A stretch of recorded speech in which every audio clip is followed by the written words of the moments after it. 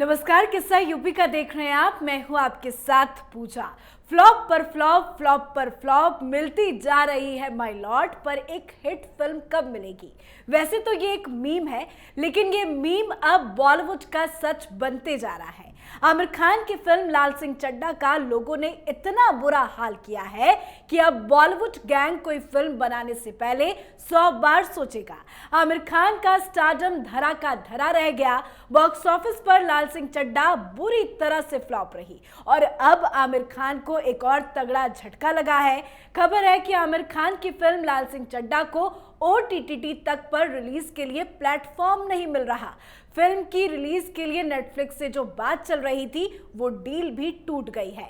मतलब अब आमिर खान को अपनी ये फिल्म कौड़ियों के भाव OTT पर बेचनी पड़ सकती है। आज इसी पर चर्चा करेंगे। बातचीत के लिए मेरे साथ स्टूडियो में मौजूद हैं कैपिटल टीवी के सीनियर एडिटर राजीव जी। राजीव जी, बहुत बहुत स्वागत है। धन्यवाद। आमिर खान की फिल्म लाल सिंह चड्ढा का इतना जबरदस्त विरोध कि अब तो कौड़ियों के भाव पर बिकने की तैयारी हो रही है। बिल्कुल, और ये बहुत खुशी की बात है। अगर देखा जाए तो इस बीच जिस तरीके से माहौल बदला है, ऐसे माहौल तो साजिशें पहले भी चल रही थी, लेकिन साजिश चलना और साजिश का पता लगना दोनों अलग अलग बातें होती है। ये पहले जो चीज़ें चल रही थी उसके बारे में लोगों को जानकारी ही नहीं होती थी कि ये लोग किस तरीके का एजेंडा चला रहा है। लेकिन 2014 के बाद ये सारे गैंग वाले लोग, जो एक तरह से जिहादी मानसिकता वाला बॉलीवुड गैंग है, जो राजनीति की तरह वहाँ भी तुष्टीकरण की नीति अपना रहा है, जो एक एजेंडे के तहत अपनी फिल्मों में ज़बरदस्ती का बैलेंस अप्रोच कर दिखाना चाहता है, वो गैंग एक्सपोज हो गया।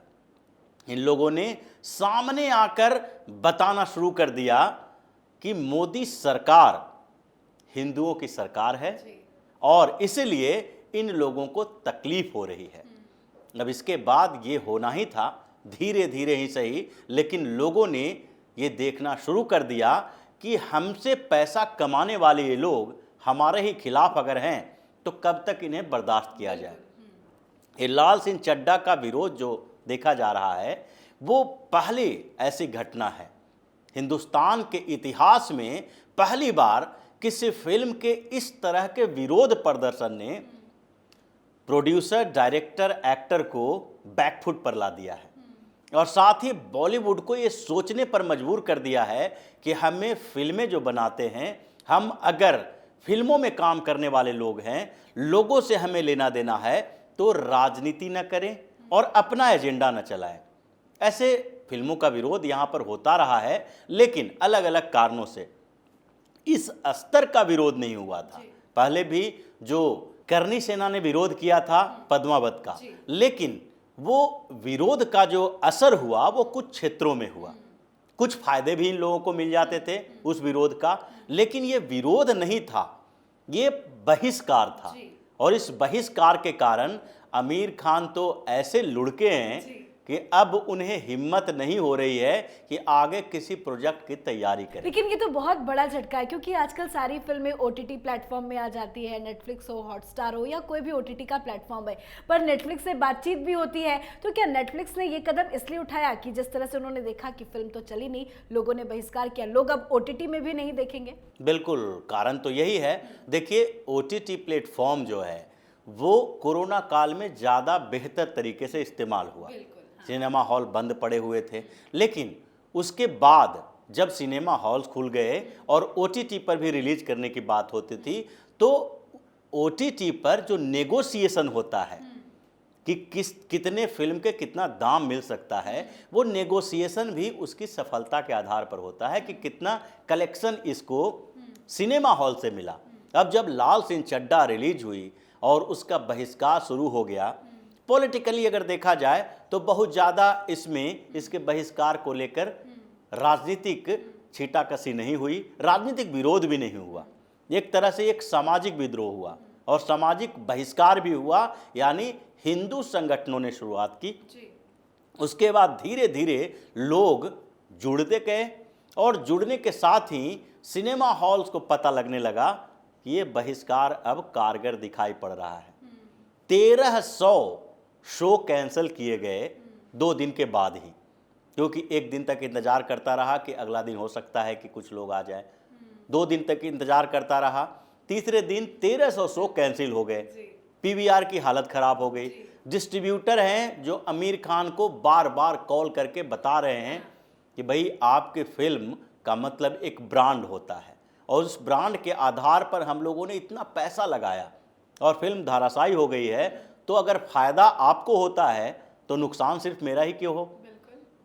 अब ऐसी स्थिति में जब कलेक्शन ही नहीं हो रहा है, 134 करोड़ से ज़्यादा का नुकसान की बात कही जा रही है। ये नुकसान जो आकलन किया गया है वो कलेक्शन के आधार पर किया जा रहा है, जबकि कलेक्शन में डिस्ट्रीब्यूटर से लेके सिनेमा हॉल के मालिक से लेके नीचे से ऊपर तक के कई हिस्से होते हैं। अब ऐसे देखा जाए तो 150 करोड़ से ज़्यादा का नुकसान इस फिल्म को हो चुका है। अब बॉक्स ऑफिस पर जब फिल्म इतनी बुरी तरह से पिट गई है तो वहाँ पर भी ओटीटी पर अगर इन्हें बेचना है तो उसके लिए क्या करना पड़ेगा। ओटीटी प्लेटफॉर्म वाले भी नेगोशिएशन करेंगे कि भाई ये फिल्म है जो इतना पैसा हम नहीं दे सकते, क्योंकि इसको दर्शक ही नहीं मिलेगा। क्योंकि पहले की फिल्मों को देखें, अगर दंगल फिल्म सुपर डुपर हिट हुई, अगर हिट हुई तो उसके बाद क्या हुआ, इनके फॉरेन राइट्स भी होते हैं, फॉरेन राइट्स भी मिलते हैं तो उसमें भी ज़्यादा पैसा मिलेगा क्योंकि वहाँ भी उसको कलेक्शन ज़्यादा मिल रहा है। ओटीटी पर भी लोग सोचते हैं कि जो लोग सिनेमा हॉल नहीं जा पाए, वो दिल्ली जैसे जगहों में जो 500 रुपया नहीं खर्च करने के लिए तैयार हैं वो देखेंगे, और उसके बाद कई लोग दूसरी बार तीसरी बार भी देखेंगे।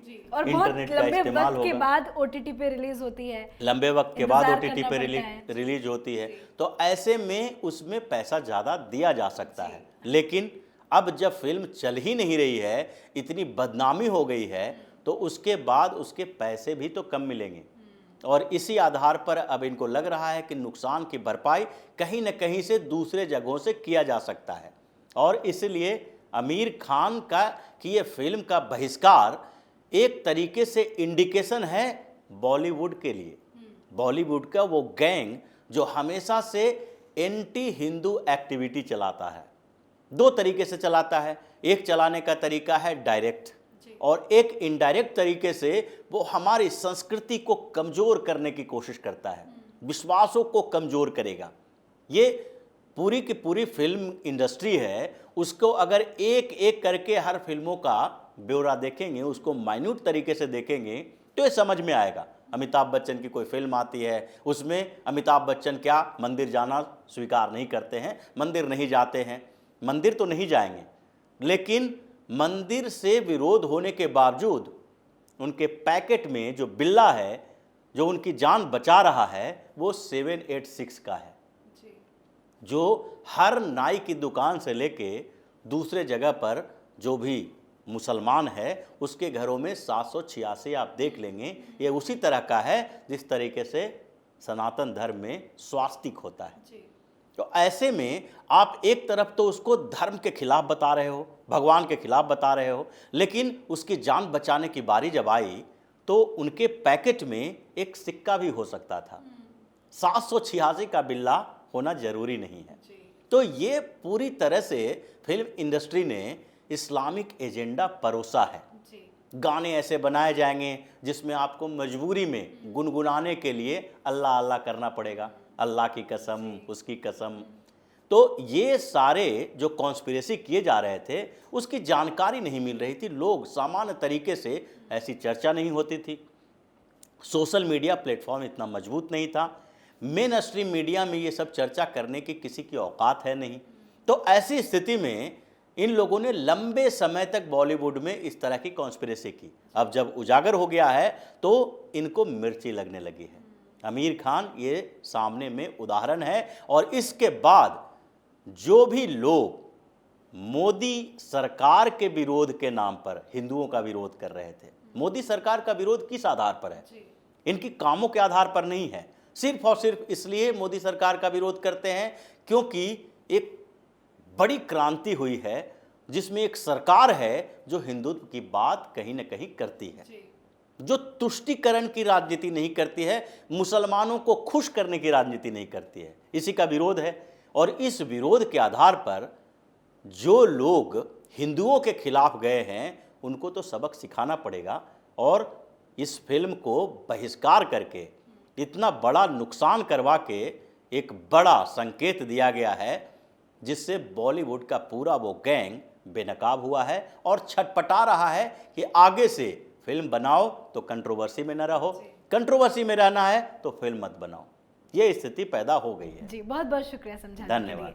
तो लाल सिंह चड्ढा का बॉक्स ऑफिस पर इस तरह से पिटना बॉलीवुड के लिए भी बहुत बड़ा झटका है। रिलीज से पहले यही माना जा रहा था कि ये फिल्म साल की सबसे बड़ी हिट फिल्म साबित होगी। आमिर खान भी इस बात को लेकर आश्वस्त थे कि उनकी फिल्म 300 करोड़ रुपए से अधिक का बिजनेस देश भर में जरूर कर लेगी, लेकिन बॉयकॉट के शोर और फिल्म को लेकर फैली नेगेटिविटी का असर ऐसा हुआ कि लाल सिंह चड्ढा को लोगों ने एकदम नकार दिया। इससे अब बॉलीवुड गैंग को समझ में आ जाना चाहिए कि उनका अब ये प्रोपेगेंडा काम नहीं आने वाला। आज के हमारे खास शो में फिलहाल इतना ही। देखती रहिए कैपिटल टीवी उत्तर प्रदेश। नमस्कार।